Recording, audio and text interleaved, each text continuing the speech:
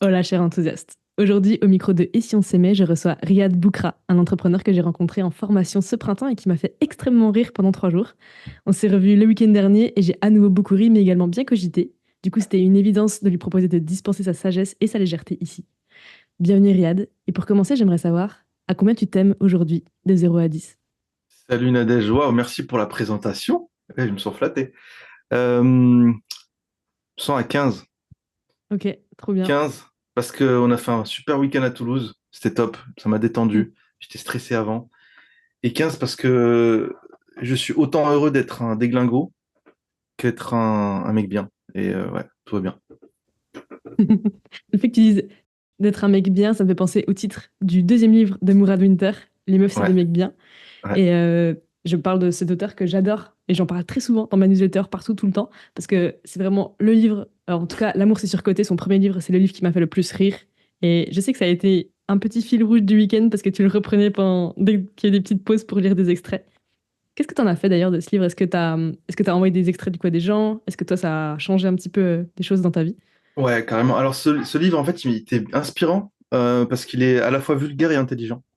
Et effectivement, quand je l'ai lu ce week-end, c'était dans l'énergie dans laquelle j'étais, c'est-à-dire un peu what the fuck, je m'en fous de ce qui se passe, je m'exprime comme je veux, chill, peu importe.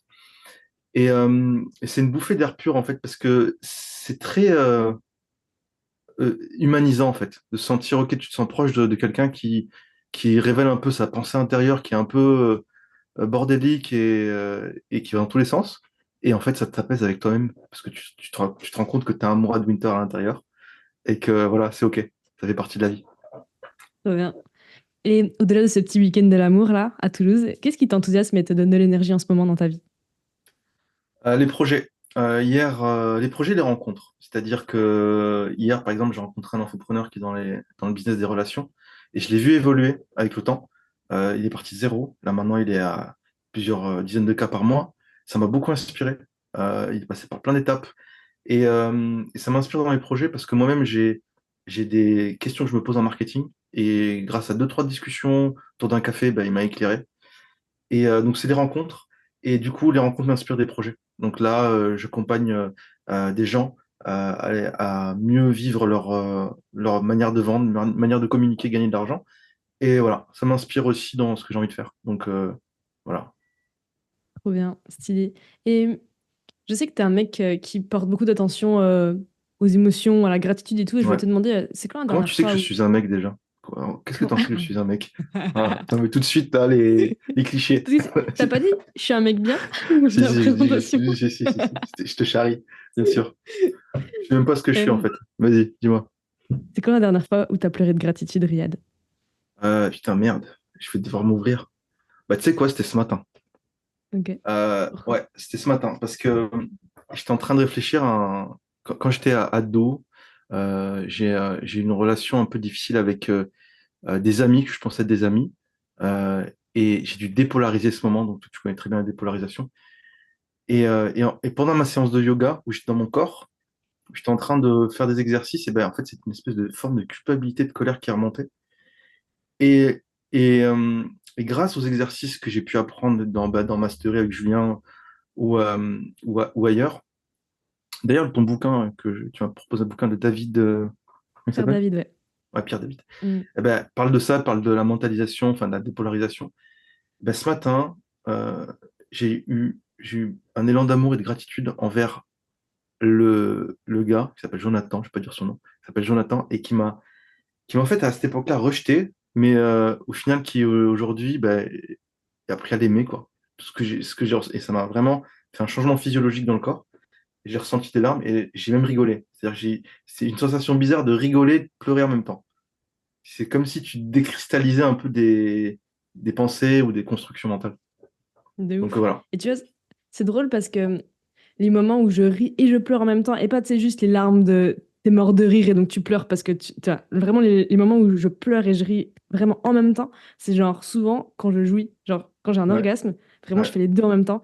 Et des fois je pose la question à des potes, genre, mais vous, ça vous arrive de ça? Parce que je me dis, est-ce que c'est un truc chelou de faire les deux, tu vois? Et en fait, il y a plein de meufs qui font ça. J'ai jamais demandé ça à Ouais. des mecs. Est-ce que tu connais des mecs qui pleurent et qui ris en même temps qu'ils jouissent. Je pense que c'est un endroit très libérateur de plein de choses. Moi, j'ai déjà expérimenté beaucoup de joie et même des fois de la colère. Ouais, c'est un endroit assez mélangé pour moi. Donc, Mhm. la joie, je l'ai déjà eu, le rire aussi, l'extase, tout ça, quoi. Donc, je pense que Ouais, c'est naturel, ça vient du ouais, corps, grave, quoi. C'est le corps qui libère des tensions, qui s'exprime, qui se connecte. Je sais pas ce qu'il fait, mais carrément. ouais, ouais, carrément. Ouais. Puis moi, Donc, je sens au niveau du diaphragme aussi, tu sais. T'as le diaphragme quand tu ris ou quand tu pleures qui bouge vachement vite. ouais, Et je vois ouais, à quel point ça me détend musculairement, quoi. ouais, ouais, ouais, bah, carrément, carrément. Petite digression, rien à voir. Ok, en ce moment, ben voilà, je sais que tu es un peu en transition d'une certaine manière. Et quel Ouais. titre tu donnerais au chapitre de ta vie que tu traverses en ce moment? La vie trouve toujours son chemin. C'est une citation de Jurassic Park qui m'est venue en fait quand as fini ta phrase. Et c'est ça qui me vient. C'est quoi qu'il arrive, ça doit se passer et c'est OK. Et là, tu parlais tout à l'heure d'un moment où, dans ton enfance où tu t'es fait un peu bully par Jonathan. Et Ouais. Jonathan, je voulais te bisous, demander, Jonathan, si tu me regardes. bisous Jonathan, Jonathan. bisous. Du coup, On t'aime. maintenant, Ouais, ouais. toi aussi. C'est quoi l'expérience la plus difficile que tu aies vécue et quelle leçon t'en retires? La plus difficile. Alors, licenciement. Quand j'étais en Suisse, j'avais mon petit costard. J'étais mon cadre. J'étais un cadre. J'avais gagné de l'argent. J'étais bien. J'étais bien. J'avais un statut, je pouvais dire aux gens, ouais, je fais ça, je voyage, je travaille, je gagne 10K par mois en tant que salarié et Mm. tout. Et du jour au lendemain, ça s'arrête. Parce que ça s'est passé un peu mal avec le business, enfin, les gens à l'intérieur et tout, pour plein de raisons, peu importe.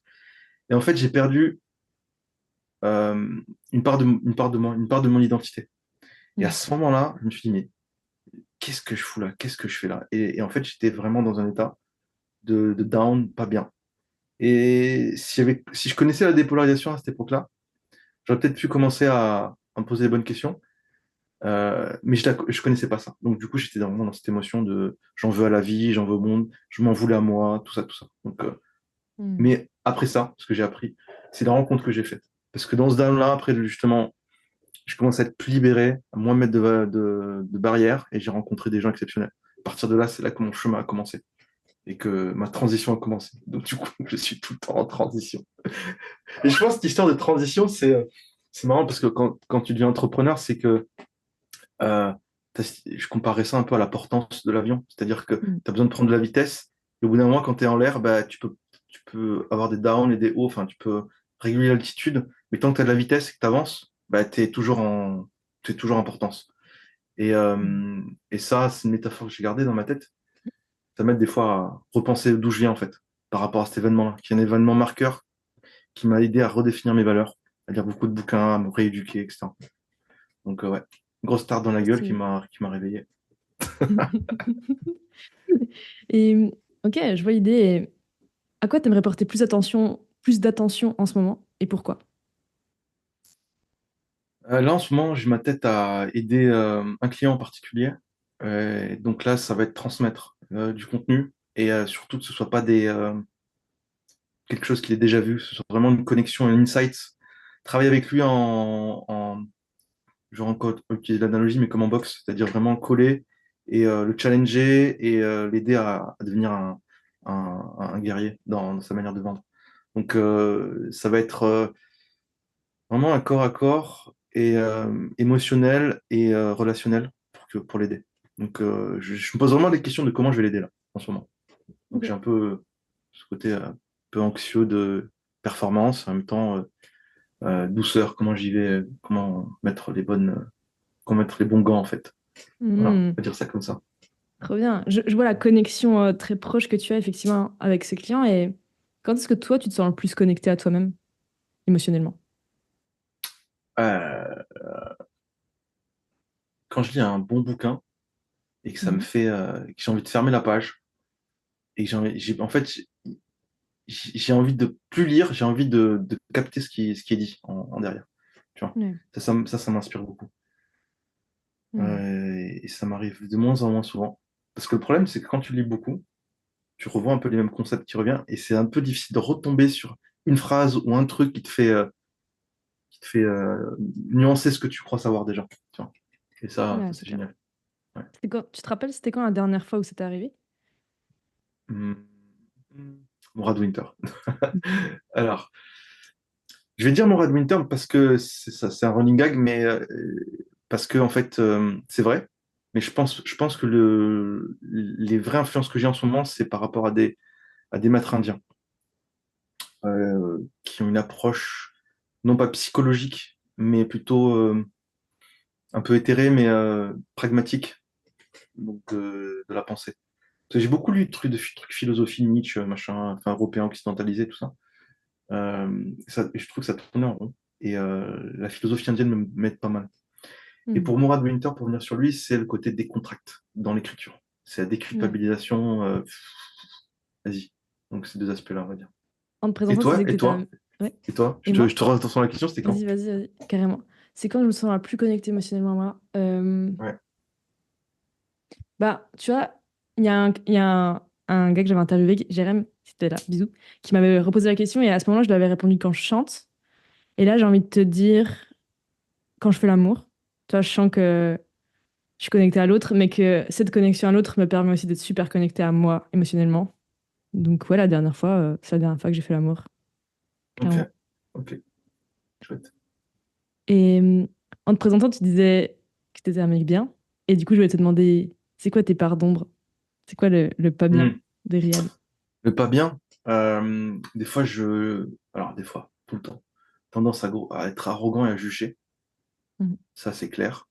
J'ai une façon des fois de. Alors, j'arrive à me calmer, mais ouais, je suis plutôt jugeant. Et des fois, on m'a fait la remarque. Il y a des nanas qui m'ont fait la remarque. Elles me disent, t'es méchant. Ça, c'est vrai. Des fois, je dis des trucs. Après, je fais, putain, ouais, c'est méchant ce que je viens de dire. Donc, ouais, Ok, c'est vrai. Ça, ok. je travaille sur ça. Tu travailles dessus dans quel sens? Genre, t'as envie de changer ou t'as envie d'accepter cette part? Ah, ah, bonne question. J'essaie de trouver un moment précis où j'ai fait ça, quoi. J'ai envie d'accepter cette part, en fait, parce qu'il y a des bénéfices à être méchant. En fait, la méchanceté, je pense, ça vient, chez moi, ça vient un peu de comment je mets des barrières, comment je Hmm. me protège. Mais parce que quand à ce moment de j'ai envie de m'ouvrir, il y a aussi ce risque d'être blessé. Donc, Ouais. des fois, je deviens méchant justement parce que j'ai peur par rapport à des événements passés, de retomber dans un truc. Donc, j'ai des réactions un peu comme ça. Euh, mais je dirais, ouais, c'est un travail de reconnaissance de mes limites, en fait. Ok, que là, je viens de blesser quelqu'un, peut-être, voir qu'est-ce qui vient de se passer et comment arranger ça, quoi.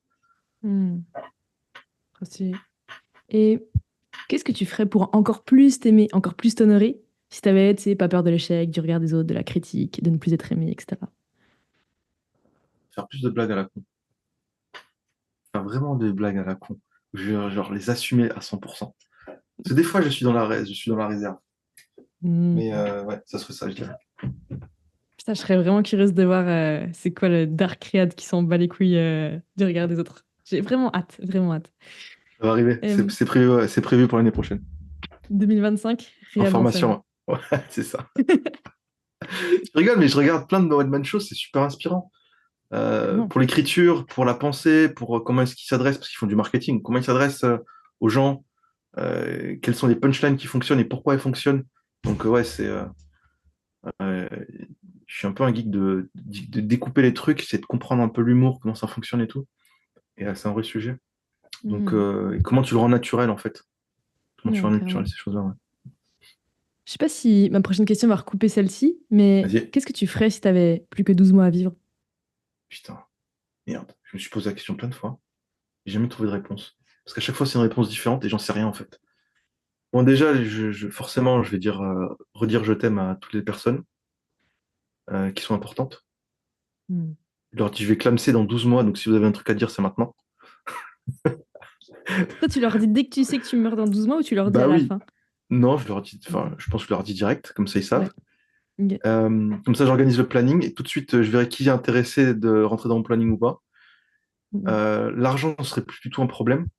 C'est-à-dire que je commencerai. Enfin, en fait, j'ai du cash de côté, donc comme ça, 12 mois, là, ouais, je partirai, je pense, voyage, créer des relations, marquer des relations, qu'elles aient du sens, les terminer proprement, on va dire, entre guillemets.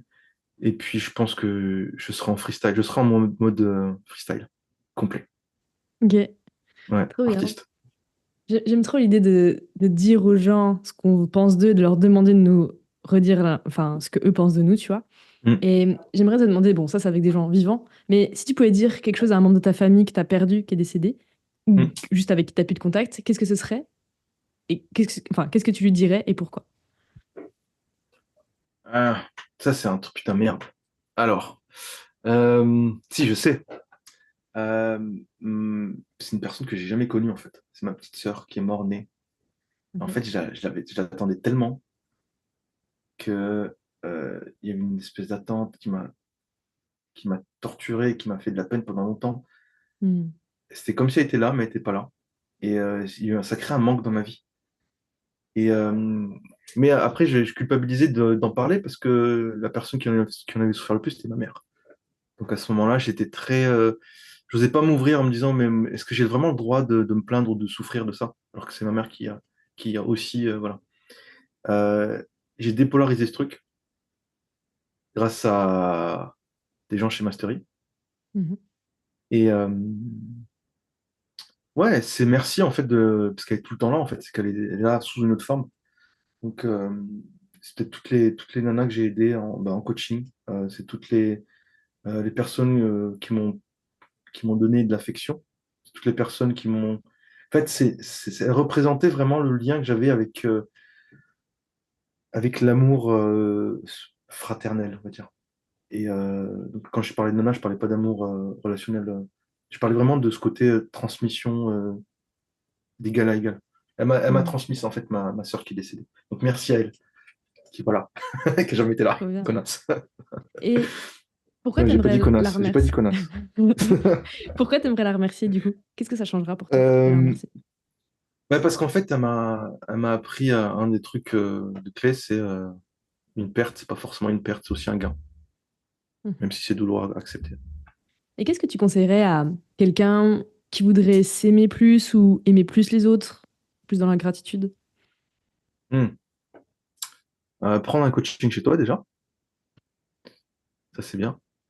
Parce que tu es très bienveillante et tu as une façon de. T'es non jugeante. En fait, c'est un des trucs que j'admire chez toi, c'est que, contrairement à moi, où des fois je suis putain cassant, toi tu es assez. Enfin, plutôt. J'admire cette ouverture d'esprit, on va dire. Euh, je vais dépolariser, t'inquiète après. J'allais te le Euh, dire. non, t'inquiète, je connais. Parce que j'étais en train tout de suite, le problème de faire du coaching tout le temps, c'est que tu es en train tout de suite de Hmm. rementaliser que tu viens de dire ça, oui, mais attends, tu es en train de dire que t'admires, ok, blablabla. C'est Morad Winter en mode coaching qui parle. Alors, je sais pas si je sais. Je pense que c'est dans la présence, en fait. Présence. Accepter les côtés bizarres qu'il y a à l'intérieur. On comprend pas. Je pense, il y en a que j'ai coaché là ce matin qui m'a écrit. Il m'a dit, c'est quoi, pourquoi les gens s'auto-sabotent? Ta question peut aller dans tous les sens avec cette question. Hmm. Je pense qu'il y avait 20 000 réponses possibles.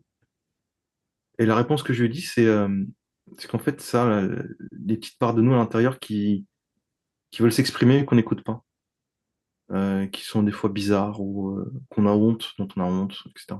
Et je pense que ça, c'est OK, c'est là, c'est humain. Hmm, carrément. C'est doux comme message. C'est marrant parce qu'au moment où tu comparais, du coup, le côté jugement, non-jugement, j'ai envie Mm. de te demander, du coup, comment nos personnalités, elles se complémentent l'une l'autre, Entre toi et moi ou en général, tu veux dire? entre toi et moi? Elle se complémente dans la connaissance. Tu as passé beaucoup de temps à te former, à apprendre des choses. Donc, quand je te parle, je sais que tu comprends rapidement ce que je dis, même quand c'est pas clair. Et des fois, tu m'aides à mieux formaliser un concept. Donc ça, Hmm. c'est dans ce sens-là. Et je pense que de mon côté, je t'apporte un côté rassurant par rapport à. J'en sais rien. C'est ça qui me vient. Je dirais ça. Rassurant. Je ne saurais pas le Ok, formaliser, mais je dirais ça. trop bien. Et si tu Et pouvais du me coup, prescrire, vas-y, je te pose ouais, la question. vas-y. Vas-y. Ça m'intéresse? Comment elles se complémentent? Ouais. Je pense que ça rejoint un peu ma présentation de toi. C'est où je vois en toi une légèreté et un franc-parler et tu vois un esprit incisif dans l'humour que je vois moins chez moi. Que Mhm. tu vois, je sais que je peux avoir de la légèreté, du franc-parler, mais j'ai l'impression que mon franc-parler, c'est pas exactement la même chose que l'humour, tu vois. Genre, Mhm. juste, j'utilise des gros mots, mais c'est pas Mhm. forcément à des fins humoristiques. Ouais. Donc je vois à quel point t'apportes cette légèreté. Qu'est-ce que je peux t'apporter, hein? C'est marrant parce que j'allais te dire de la douceur envers moi-même et envers toi-même, du coup. Il y a un truc Mhm. de... Tu vois, en tout cas, moi, j'ai l'impression de m'aimer et c'est facile. Et Mhm. j'ai l'impression qu'il y a peut-être de la facilité pour toi à t'aimer en étant proche de moi, tu vois. Mhm. Ouais, c'est vrai, Voilà. 100%. Il y a de la douceur, ouais, c'est vrai.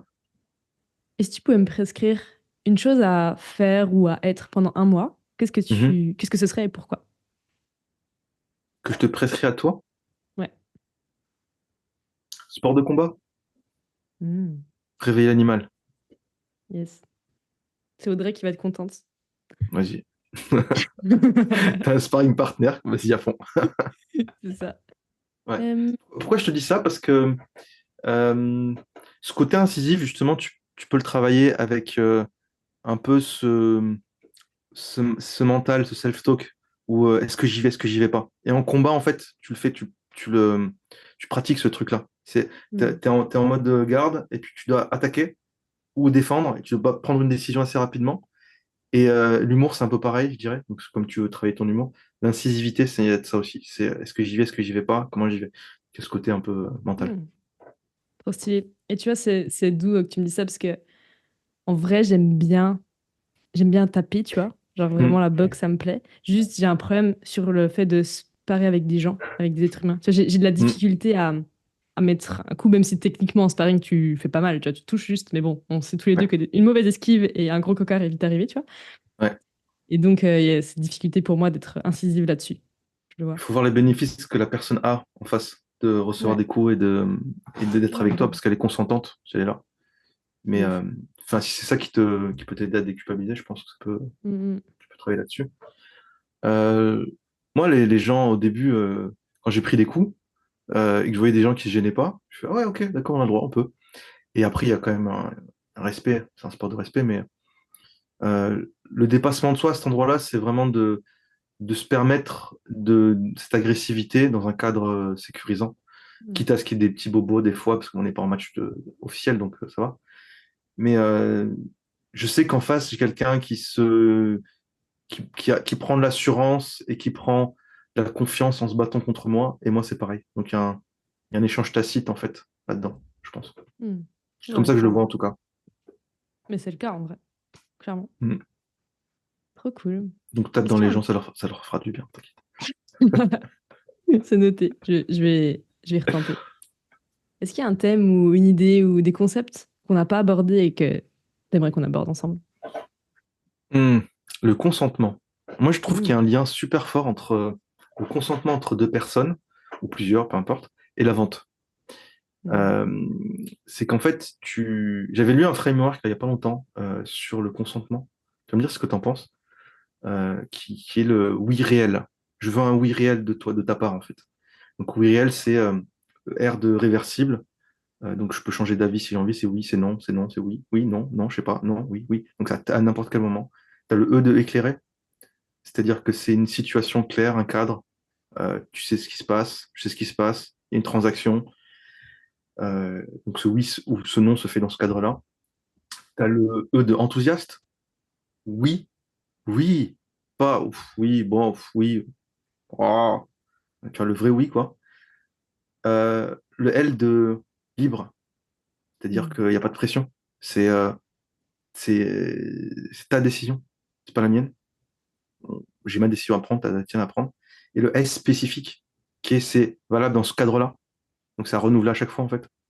Donc ce oui réel, donc, je sais plus où je l'ai piqué, où je l'ai trouvé, mais en gros, et je trouve que dans la vente, c'est quelque chose qui est vrai, parce que quand tu gères des objections ou quand tu gères des moments de doute et de peur, il faut aller vraiment dans ces zones-là un peu de émotionnel chargé, tu vois, où tu vas parler avec en intimité en fait. Et je pense qu'il y a dans cette connexion-là, tu sais, je t'avais dit que moi j'étais dans le business de la connexion, enfin pas dans ce podcast, mais avant en privé. Et je trouve que c'est vraiment là où il y a un lien dans la relation humaine puissante, ce Mmh. consentement-là, en fait, tu vois, et que tu retrouves partout. Donc toi, c'est quoi pour toi le consentement? Comment tu vois la chose? C'est vrai que moi, consentement, je le mets vachement plus dans le cadre de la sexualité, du Mhm. coup. Et en tout cas, dans ce cadre-là, pour moi, c'est ça, c'est que ce soit libre, éclairé, irréversible. J'avais pas le côté enthousiaste, mais fuck yes, c'est un truc qui me parle aussi, et du coup, c'est l'enthousiasme. Et le spécifique, je pense que je l'avais pas non plus conscientisé, mais ça me fait du bien de voir aussi le cadre, effectivement, carrément. Et ouais, pour moi, le consentement, c'est ça. C'est juste pouvoir dire oui, pouvoir revenir sur ce oui, savoir vraiment ce que ça veut dire et avoir de la sécurité pour pouvoir dire non sans se sentir oppressé par l'autre, Ouais. quoi. Tu vois, c'est un vrai sujet complexe, hein. Mm. Créer du lien avec quelqu'un, c'est un vrai sujet qui demande beaucoup de... Parce que là, on mentalise un peu le truc, tu vois, on peut en parler comme ça théoriquement, mais quand tu es dans le truc, quand tu es dans la vente, par exemple, et que tu as quelqu'un qui te dit non, j'ai pas envie, mais que au fond, elle a besoin de ce truc-là, tu vois, et qu'elle te l'a dit 20 fois, et que finalement, tu sais que tu vois le chemin pour la personne, et, euh, et que tu dois éclairer, mais en même temps challenger, tu vois, c'est vraiment cette partie-là, tu vois, de créer du lien et vraiment autoriser, laisser l'autre choisir, quoi, tu vois, mais qui Mm. choisisse du bon endroit. Et ça, c'est vraiment, je trouve, un truc sacré. Mais du coup, ça m'intéresse. Imagine, du coup, tu as un prospect pendant tout le call de vente, il te dit j'en ai besoin, nanana, nanana, et à la fin, il te dit Mm. bon, bah non, c'est pas le moment. Tu réagis comment, du coup? Ben, en fait, c'est un sujet vraiment, comment dire, l'appel de vente, tu as plusieurs phases. Donc, je pense que tu connais, mais juste pour redire, enfin, tu as plusieurs écoles, mais bon. En gros, tu as trois étapes. Tu as la partie qualif, ok, là où tu crées la connexion, tu vas chercher, comprendre la personne dans ses valeurs, qu'est-ce qu'elle veut, qu'est-ce qu'elle est venue chercher dans l'appel, etc. Tu poses plein de questions, la découverte. Le pitch, c'est que tu relis, une fois que tu as les problèmes, tu relis euh, ce que tu as proposé comme solution à ce que à la problématique a été apportée. Donc tu vas venir dire, voilà, tu viens de me dire que tu avais ce problème-là. Donc moi, dans mon programme, on fait ça, ça, ça, ça, et donc ça va répondre à ça, ça, ça, à ce problème-là spécifique chez toi. Puis forcément, il y a un moment donné, oh putain, c'est trop cher. Donc la partie à la fin, c'est tu prends la température, objection, donc la troisième partie, où tu vas tomber sur tout ça. Mais tes objections, en fait, tu peux pas les gérer si t'as pas fait le travail avant. Mm. Parce que tout ce qui est avant, c'est fondamental pour créer du lien et comprendre la personne. Donc, quand tu arrives au moment des objections, euh, que ce soit en réunion, parce que moi j'ai fait beaucoup de ventes en entreprise, mais là, si on parle de closing, c'est un peu différent. C'est que là, tu es en one-to-one en général. Donc, si tu as créé un bon rapport d'intimité avec la personne, qu'elle soit à l'aise, elle peut te dire vraiment pourquoi elle a peur et pourquoi elle te dit non. Parce qu'en Mm. fait, si tu as envie de réfléchir, c'est que c'est soit un problème d'argent réel, soit c'est un problème de peur de t'engager, parce qu'en fait, tu vois pas encore la valeur de la transformation que ça va t'apporter. Donc c'est vraiment un travail de lien aux valeurs profondes de la personne en face. Est-ce que ce que je lui ai présenté, c'est vraiment en lien avec ce qu'elle veut? Et moi, pour avoir closé pour des programmes auxquels je croyais pas, je savais pas lever les objections, parce que à cet endroit-là, j'étais pas serein, j'étais pas à l'aise Mm. avec vendre un truc auquel je crois pas et auquel la personne en face ne croit pas non plus. Donc j'étais dans le... Et c'est cette phase-là de forcer la vente un peu qui m'a appris justement, ok, non, qu'est-ce que j'ai envie de vendre? Pour quelle valeur? Qu'est-ce que j'ai envie de faire? Et ça, c'est super clé dans gérer une objection. Normalement, il y a des objections, ça n'existe pas. Dans le sens où si dès le départ, tout est l'appel idéal, c'est on se connaît, on a passé du temps ensemble, on a décrypté les valeurs, etc. Et on arrive à la fin, boum, tu sors ta carte bleue. Les objections, c'est en général plus de la peur et du manque de confiance, soit en programme, soit au closer, soit le prospect peut ne pas avoir confiance en lui-même. Donc c'est de débunker qu'est-ce qu'il y a vraiment en fait posé. Et ça, tu peux le faire que si tu as fait le travail avant. Mm. Donc C'est clair. voilà. Donc, ma réponse était un peu longue, mais il fallait que je précise un peu le cadre. Non, et puis en vrai, il y a beaucoup d'entrepreneurs qui nous écoutent, donc ça va parler à plein de gens et enfin, Bah, tant c'est mieux. précieux, quoi. C'est Ouais, précieux. cool, cool. D'ailleurs, en général, je demande ça à la fin, mais en vrai, s'il y a des gens qui aiment pas la vente et qui aimeraient s'améliorer en vente et tout, comment ils peuvent te contacter, où est-ce qu'ils peuvent te trouver, etc. Alors, comment est-ce qu'ils peuvent me contacter? Ils peuvent me contacter par email, tout simplement. Donc, c'est Mhm. mon prénom, mon nom, arobase gmail.com. Donc, c'est riad.boukra, B-O-U-K-R-A-A, arobase gmail.com. Et c'est juste, si t'aimes pas la vente, c'est normal, il n'y a personne qui aime ça. Moi, je détestais la vente avant. Il a fallu que je transforme ça dans ma tête pour en faire quelque chose qui ait du sens pour moi. Parce que souvent, tu as des entrepreneurs, enfin, ça, c'est un truc que j'ai vu souvent, c'est moi, ma zone de génie, c'est le coaching, c'est soigner, c'est accompagner, c'est pas vendre. J'aime pas vendre. J'aime pas lever. Hier, tu vois, je vais te montrer ce que j'ai fait. Je vais dire à haute voix ce que j'ai recueilli comme problème hier et que je vois tout le temps, c'est j'en ai marre d'avoir des touristes dans mes appels. Mm. Ça, c'est un problème de qualif, c'est un problème de marketing. Euh, J'arrive pas à voir la valeur de mon accompagnement. Ça veut dire plein de choses. Ça peut être plein de choses, mais très souvent, en fait, il y a une frustration derrière de euh, j'ai pas envie de me vendre, en fait. Mm. Concrètement, c'est ça. J'ai pas envie de me vendre, j'ai pas envie de passer du temps à vendre. Et donc, moi, c'est des gens que j'ai envie d'aider. Des entrepreneurs qui ont déjà un business, mais qui n'ont pas forcément qui ont pas forcément envie d'avoir à gérer du closing, quoi. Mm. Et Voilà. toi, ton approche, c'est plus former les gens pour qu'ils sachent le faire ou c'est plus gérer le closing pour eux? Non, pour moi, c'est qu'ils apprennent à le faire. Ouais. Gérer la partie émotionnelle liée à leur perception de la vente et qu'ils sachent le faire eux-mêmes. Parce qu'en fait, quelqu'un qui veut monter en compétence, il va falloir s'il veut monter un business, grandir et scaler, il faut qu'il sache vendre. Parce que comment tu veux transmettre recruter des closers ou des vendeurs si toi-même tu sais pas le faire? Enfin, pour les gens qui veulent faire ça, quoi. Mm. Et quoi qu'il arrive, le skills de la vente, c'est un truc transverse qui est pas forcément lié au business, quoi. Tu peux l'utiliser dans plein de domaines dans ta vie. Clair. Donc, la vente, c'est pas de la vente, en fait. La vente, c'est de la transmission. Ta vente, quand tu coaches, ton coaching commence au moment où tu vends. Ouais, 100%. Pour moi, un appel de vente, c'est un coaching mindset pour que la personne Ouais, prenne la meilleure décision dans les meilleures c'est ça. conditions, quoi. Tu dois coacher de la peur à un moment donné. Donc, Mm. ouais, c'est ça, carrément. Très bien. Et toi qui es dans le business de la connexion, pendant ces discussions, quand est-ce que tu t'es senti le plus connecté à moi? Quand tu m'as posé la question, comment est-ce qu'on se complémente? Je trouvais ça très doux comme question. Hmm. Ça m'a permis de m'ouvrir, de dire, OK, ce que je pense de toi, parce que je ne l'avais pas dit et tu ne me l'avais pas demandé. Donc, ouais, je trouvais ça bien. Ouais. Très bien. Et quand est-ce que tu t'es senti le plus vulnérable? Quand j'ai parlé de ma petite sœur. Hmm. Grave. C'est drôle parce que en général, c'est à cette question que les gens se sentent le plus vulnérables parce qu'il y a vraiment ce truc de.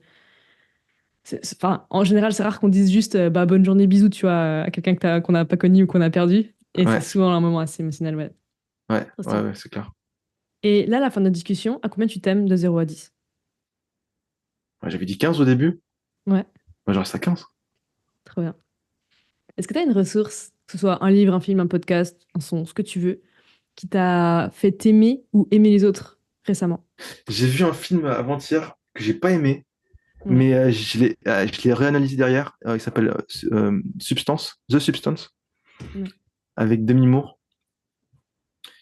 Euh, il est assez bizarre, je trouve, mais il est gore et un peu clivant. Enfin, je sais pas si les gens vont aimer ou pas, peu importe, mais je trouve que ça allait dans le côté un peu dark de l'humain. Et ça c'était malaisant. Il a fallu derrière que je reprocesse pour savoir qu'est-ce que ça m'a apporté.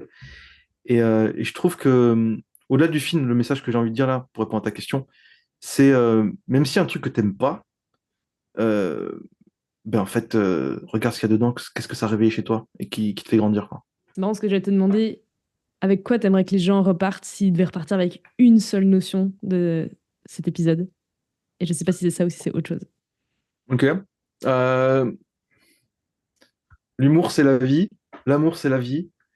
Euh, et voilà. Je dirais ça. J'en chercherai un troisième, mais peu importe. Et puis ouais, le freestyle, quoi. Freestyle. Brad Winter. Voilà, Morad Winter. Ouais, pour repartir avec Morad Winter. Très bien. Merci Riyad, c'était trop cool. Merci à Et toi. cet C'est trop cool, épisode ouais. pourrait faire kiffer un de tes proches, si tu peux lui en parler et lui partager. Le bouche-oreille, c'est vraiment le levier qui permet à ce podcast de se faire connaître. Merci encore et je te dis à très vite. Merci à toi, Nadège. Bisous, ciao.